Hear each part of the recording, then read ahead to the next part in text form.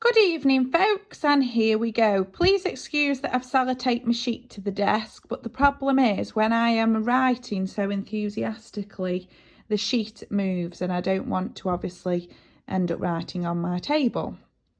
So today we are looking at control account and control account reconciliation. And this one that we're going to do now is example 1. So the first thing that you need to consider here is we are going to be looking at a control account, and in your previous unit you have been doing all of the entries to the control account. So for example, when we did about the day books, you were putting the purchases into the purchase ledger control account, you were putting the sales into the sales ledger control account, you were putting the VAT to the VAT control account. However, this is slightly different in the fact of you haven't got to do all them day books this time. What you've got to do is look at the variables you've been given and put them in the right place in the control account.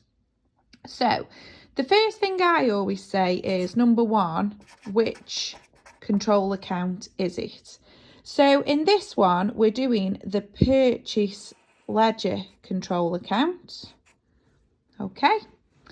And then I asked myself, second of all, is this normally a debit or a credit?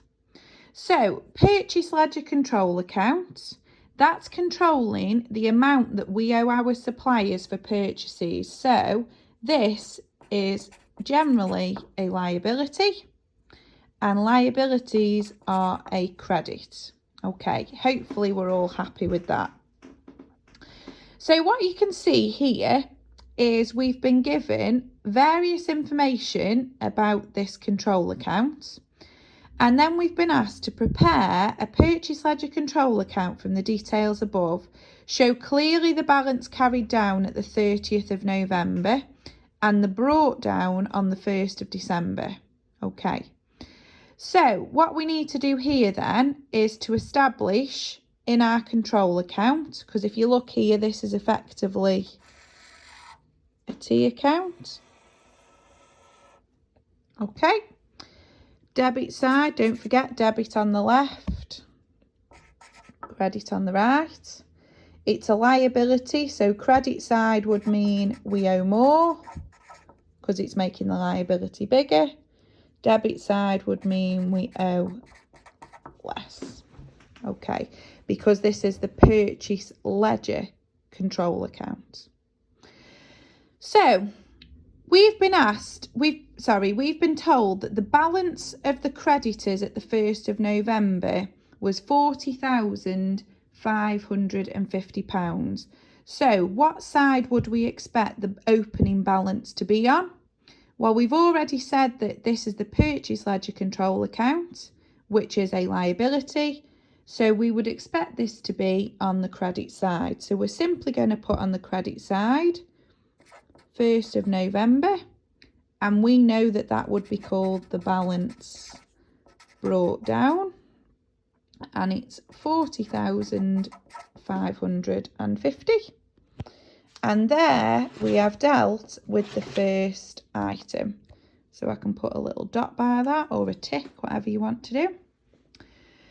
Goods bought on credit, so purchases. So would that mean that I owe my suppliers less or more? Well, if I've bought more things, it would mean I owe them more.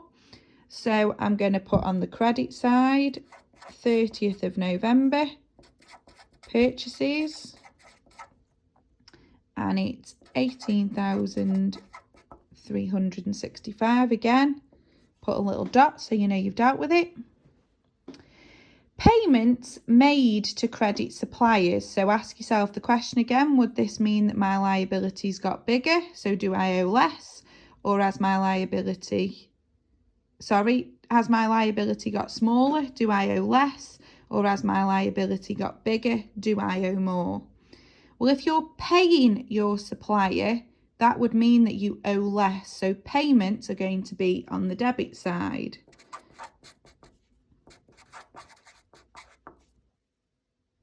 And just watch out, folks, you wouldn't write payments to suppliers here. We know that there isn't a T account called that, but payments come from the bank. Unless you were told it was cash, obviously. Okay. Discounts received then. If I receive a discount, does that mean I owe less, liability got smaller, or owe more, liability got bigger? It would mean that I owe less. Okay, we know that you can have a T account called discount received. Okay, pop that in. Then we've had some goods returned to a credit supplier. So returning goods, would that mean that I owe my supplier less, or do I owe my supplier more? So that one, goods returned to a credit supplier, would mean I owe less, so debit side. And we know that that would be purchase returns. Okay, and we've now dealt with all the items. So it asked us to prepare the control account from the items above, but now show clearly the balance carried down at the 30th of November and the balance brought down. So we are being asked to balance the T account, okay, which hopefully we're all quite comfortable in doing by now. I have already balanced this previously, so I can tell you that on the 30th of November, the balance carried down was 34918. Totals is 58915, which means that on the 1st of December, my balance brought down is 34918. So as you can see here as well, your balance brought down on the 1st of November was on the credit side because it's a liability, and your balance brought down for the 1st of December is also on the credit side. So we have therefore completed task A.